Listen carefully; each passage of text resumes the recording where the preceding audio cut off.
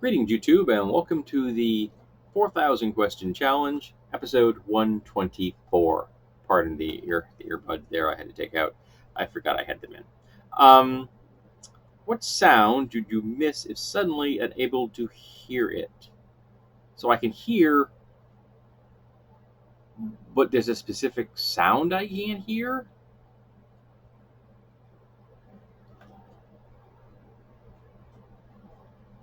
Miss the most. Phone notifications.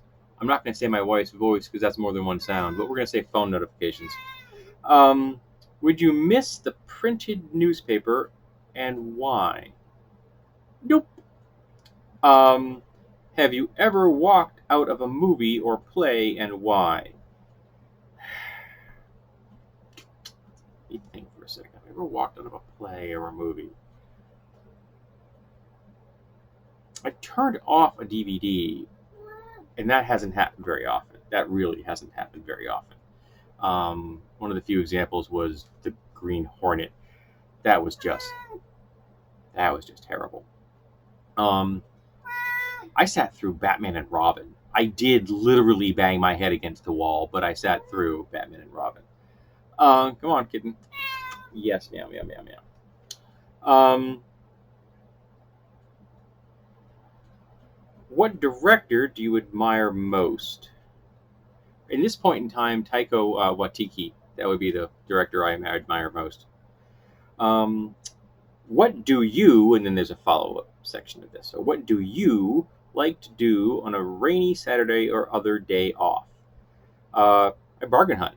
If it's a rainy day, I bargain hunt indoors. Antique shops, thrift stores, indoor flea markets, estate sales, that kind of thing. Or just go to department stores and go to their clearance sections. You can find things that you would not believe cheap. I was in Walmart one day. I wasn't in the market for this particular item, so I didn't buy it. They had a brand new full size microwave for $25.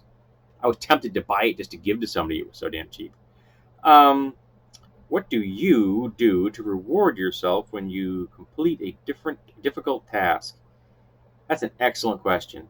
Um, I don't often recognize I've completed a difficult task. Sometimes I don't seem to recognize what the difficult tasks are till long after I've accomplished them. What do you call a perfect evening out with your significant other? We don't actually go out in the evening often. In the evenings, we're often tired. But it would probably be a dinner and a movie, that kind of thing, or dinner and some kind of an event. Maybe even just dinner and a walk on the beach in the cooler weather. I don't go to the beach in the warm weather. Don't like warm weather. Don't like sun. Though at night it isn't so bad. I just don't like warm weather. Anyway, this is why there's a towel around my neck at the moment because it's wet and it's warm. Um, what do you do with books you have already read?